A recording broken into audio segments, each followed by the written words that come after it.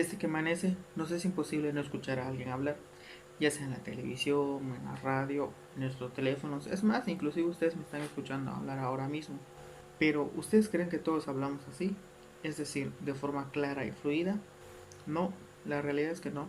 Ya sea por contexto cultural, por tono de voz, ritmo de voz, o bien porque alguna enfermedad o algún trastorno del lenguaje va a ocasionar que escuchemos hablar de distinta forma a las personas.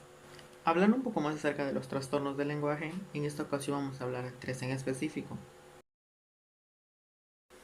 La taquilalia es un trastorno en la fluidez del lenguaje oral y este se caracteriza por un ritmo demasiado acelerado y con discurso desordenado.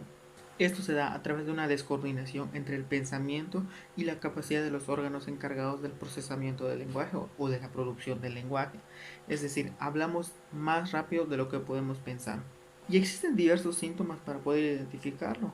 Está desde el ritmo acelerado, los pensamientos desorganizados, las articulaciones imprecisas, la sustitución, omisión o el acortamiento de fonemas o sílabas, la confusión de palabras, muletillas o repeticiones, inclusive de que no existe una expresión emocional, es decir, solamente hablamos, pero no gesticulamos, no existe ninguna emoción que se presente mediante el habla. A pesar de que son varios síntomas que pueden ser visibles fácilmente en los demás, estos no son visibles para la persona que lo padece, es decir, no son conscientes de este hablar rápido y desordenado que poseen, lo cual les va a ocasionar problemas en su vida diaria, ya sea escolar, como problemas en la lectura, o bien en su vida social, como la comunicación con amigos, familia, pareja y diversas situaciones sociales.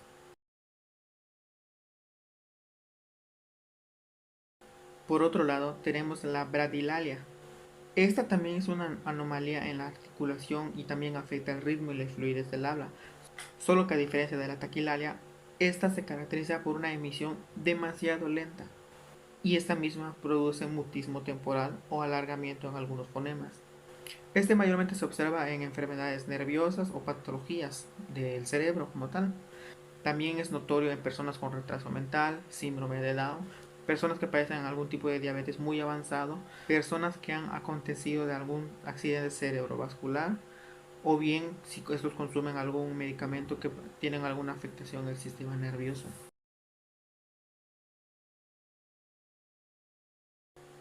Por último, tenemos la tartamudez.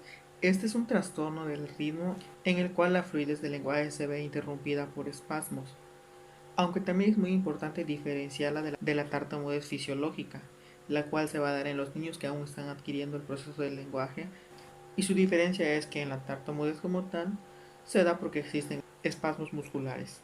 En la tartamudez existen tres tipos. La tartamudez tónica, que se da cuando existe una afectación en las primeras palabras, en la cual se produce un bloqueo en la acentuación del inicio de la palabra, como la P, la T y la K. Y por otro lado está la tartamudez clónica, la cual se da en un fonema o sílaba de forma continua. Y una tercera pues sería mixta, es decir, una combinación de la tartamudez tónica y de la tartamudez clónica. Ahora bien, este también puede tener como que factores que ayuden o que perjudiquen justamente a este trastorno. Es decir, en los factores favorables está que el niño pueda hablar en forma de monólogos, es decir, mediante el juego, o también mediante la comunicación con sus pares o en un estado de tranquilidad. Por otro lado, los factores que afectan y hacen más notorio este trastorno es cuando se producen factores tensos y donde el niño se siente observado por otros, o bien ante la presencia de algún extraño. Y de manera general y resumida, estos son los tres tipos de trastornos de los cuales se pretendían hablar. Y bueno, a manera de despedida, quiero hacerles esta invitación a no juzgar a aquellas personas que padecen algún trastorno en el lenguaje. No les hagamos más complicados el que se puedan comunicar, al contrario, disfrutemos de poder comunicarnos con ellos y aprendamos juntos a poder expresarnos el uno del otro.